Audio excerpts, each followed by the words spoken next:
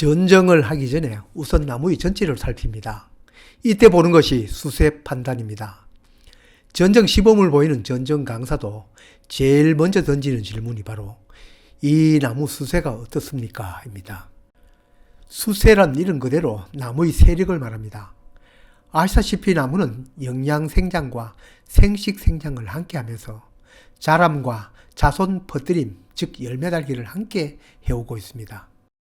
물론 유목계에는 자람에, 성목에 이르러서는 열매 달기에 치중하지만 그래도 늙은 노목도 자람은 멈추지 않습니다. 현재 자람에 치중하면 수세가 강하다고 말하고 열매 달림에 치중하면 수세가 약하다고 말합니다. 말로 하면 쉽지만 초보자일수록 현장에서 나무를 대하면 쉽게 판단이 가지 않는 경우가 많습니다. 어쨌든 수세가 강하다는 판단은 과수마다 또 재배하는 사람마다 다르지만 나무가 자람에 더 치중하여 강한 가지가 많이 발생한 상태를 말합니다. 이런 도장지 발생이 많은 점도 그 판단의 근거입니다. 이 사실은 도장지가 많이 발생한 것을 알 수 있습니다. 원인은 이 나무처럼 주지를 많이 눕힐수록 나무는 직립으로 자라는 습성이 있어 주지 등에 도장지가 발생합니다. 도장지가 발생하는 다음 원인으로는 굵은 가지를 깊이 잘랐을 때의 경우입니다. 나무는 뿌리와 균형을 맞추기 위해 열매 달림보다는 자람에 치중하여 곱고 튼튼한 가지를 냅니다. 수세가 강하다는 다음 이야기는 작년에 나온 신초, 즉 결과지가 한자가 넘는 장과지가 많다는 점입니다. 보통은 작은 한 뼘 들 때는 단과지가 많은데 큰 뼘 한 뼘 되는 중과지나 한자가 넘는 장과지가 많으면 수세가 세다 또는 강하다라고 판단합니다. 그 까닭도 앞에 얘기한 겨울 전정할 때 손가락만한 작은 가지도 깊게 잘랐기 때문입니다. 한마디로 겨울 전정 때 강전정이 많았기 때문입니다. 또 하나의 원인은 5, 6월 1, 2차 신초 올라오고 쭉 신초 가지를 정리하지 않았기 때문입니다. 전정은 1년 내내 한다는 생각을 가져야 하는 이유가 바로 여기에 있습니다. 위로 솟아크는 도장지성 가지나 그 외 강전적으로 힘차게 올라온 가지들을 옆으로 유인하여 단과지로 만들거나 아니면 깊이 절단하여 남은 눈에서 나오는 2, 3차 순을 받아 유인해야 합니다. 물론 이런 점은 과수마다 차이가 있습니다. 후지사과 같으면 1차 순을 유인하여 결과지로 만들어야 하지 2, 3차 순은 좋은 열매가 달리지 않습니다. 또 하나의 원인은 비배 관리에서 질소질 많은 퇴비나 비료를 많이 주었기 때문일 수도 있습니다. 공교롭게도 성장기에 비가 많이 와서 과분무하는 원인일 수도 있습니다. 나무 수세가 강하면 어떤 문제점이 생길까? 여름에 발생한 도장지로 햇빛을 가려 과일이 달린 가지의 잎이 광합성을 못해 과일이 커지지 않고 당도 또한 떨어질 수 있습니다. 또 상대적으로 도장지 아래에 있는 내년에 과일이 달려야 할 새순, 즉 단과지가 햇빛을 받지 못하니 좋은 꽃눈이 올 리 없습니다. 햇빛 경쟁은 같은 나무 안의 가지끼리도 일어납니다. 당연히 장과지가 늘어납니다. 과수마다 품종마다 약간은 차이는 있지만 대체로 좋은 결과지는 단과지, 다음은 중과지입니다. 쓸만한 결과지를 남기고 나머지 가지를 잘라내니 달린 열매수가 부족하고 거기에다 잎수가 모자라니 열매 또한 커지지 않을 수가 있습니다. 잘라낸 가지가 많으니 그 남은 곳에서 새순이 마구 발생하니 과일로 가야 할 양분이 나무 자람에 쏠립니다. 열매 비대도 지장이 올 수 있습니다. 이렇게 도장지와 장가지가 많이 나오니까 햇빛 투과와 통풍을 위해 또 겨울 전정할 때 깊이 자르니 또 수세가 세워지고가 반복되어집니다. 원래 악순환은 반복되기 쉽습니다. 강전정의 악순환을 끊는 방법은 겨울 전정만 의존하지 말고 여름 전정과 가을 전정을 활용해야 합니다. 발생한 가지를 1년 내내 모아두었다가 동계 전정 때 한꺼번에 자르니 자연 전정량은 많아지고 또 그 반발로 신초 발생이 많아지게 됩니다.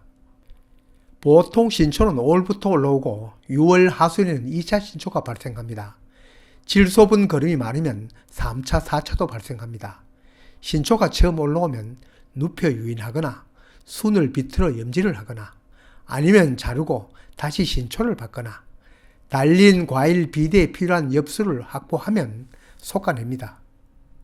그래도 제거해야 할 가지가 있으면 가을 전정 때 제거합니다. 같은 전정이라도 겨울이나 봄에 하는 전정은 그 반발심으로 신초가 강하게 발생해도 여름이나 가을 전정 후에는 반발이 적습니다. 겨울 전정 때 전정할 거리가 적어야 한다는 그 이유가 바로 여기에 있기 때문입니다. 강한 수세를 떨어뜨려 안정시키는 방법은 이러한 전정 방법 말고도 시비 방법 개선에도 있습니다. 적정 시비량을 주되 수세가 강한 나무에는 시비량을 줄이는 것입니다. 특히 질소의 양을 줄이는 것입니다. 사람도 지나친 과체중이면 마지막 대책으로 위를 절단하여 음식 섭취를 줄이는 것처럼 과수도 단근, 즉 뿌리 일부를 절단하고 환상박피, 즉 밑둥어 껍질을 삥 둘려 벗겨내는 방법도 있는데 이건 텃밭 과수에는 추천을 드리지 않겠습니다. 반면에 도장지와 장가지는 별로 없고 단과지 중심으로 신초가 발생해 있으면 일반적으로 수세가 약하다고 합니다. 이렇게 되는 원인은 앞에서 말하는 수세가 강한 원인과는 반대 원인이 주어졌을 때라는 것은 말할 나위가 없습니다. 전정을 전혀 또는 거의 하지 않았을 경우나 약전정을 했을 경우입니다. 가지를 잘라도 가느다란 가지를 그것도 깊이 끝만 살짝 자를수록 그 다음 해에는 신초가 왕성하게 올라오지 않으니 수세가 약하다고 할 수 있습니다. 다른 원인은 비료도 적게 주었고 그것도 질소 비료가 모자라거나 나무가 한창 자랄 시기에 가뭄이 들었거나 이런 경우도 수세가 약해질 수가 있습니다. 이렇게 단과지 중심으로 결과지가 나와 있으므로 단과지에 좋은 과일이 열린다고 하니 어찌 보면 좋은 상황인 것 같으나 그렇지도 않습니다. 결과지가 필요 이상 많으니 제거하지 않고 그대로 두고 거기에다 정례, 적과도 게을리하면 양분을 보낼 때가 많으니 자연적 열매도 작아지고 다음 해는 나무가 몸살을 하여 해거리도 생깁니다. 물론 열매가 안 크는 원인은 수세가 강할 때도 일어납니다. 초창기 입수가 부족하고 다음에 왕성하게 올라오는 신초의 양분을 빼앗겨 작아질 수도 있습니다. 수세가 아주 약한 나무는 가지를 제거하지 않고 그대로 둔 것이 많으니 묵은 가지가 자연적으로 많습니다. 이 묵은 가지끼리 겹쳐 통풍을 방해하니 열매가 맺히는 곳은 자연적 밖에 햇빛을 보는 곳이고 그 안쪽의 가지는 나지가 됩니다. 나지란 열매도 또 가지도 나오지 않는 빈 가지를 말합니다. 그 나지도 해가 거듭되면 고사하고 맙니다. 통풍이 안 되니 병도 많고 또 농약을 쳐도 가지에 가려 묻지 않는 것도 생깁니다. 이렇게 나무의 수세가 약한 경우는 전정과 나무 관리를 소홀히 하는 텃밭 농장에서 많이 볼 수 있고 전문적으로 과수 농사를 짓다가 포기한 폐원에도 심한 걸 볼 수 있습니다. 해결 방법은 당연히 수세를 살리는 것이겠죠. 그 해결책은 수세가 강한 경우의 원인을 제공하는 것입니다. 공간을 확보하기 위해 강전정을 가미하고 시비량, 그 중에서도 밑비료 줄 때의 질소량을 늘리는 것입니다.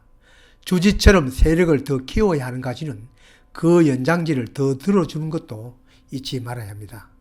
따라서 세력이 강한 나무는 약전정을 하여 수세, 즉 자람을 떨어뜨리고 수세가 약한 나무는 강전정을 가미하여 수세를 더 강하게 해야 합니다. 그렇게 해서 과일나무는 영양생장과 생식생장이 적절히 조화되도록 관리를 해야 합니다.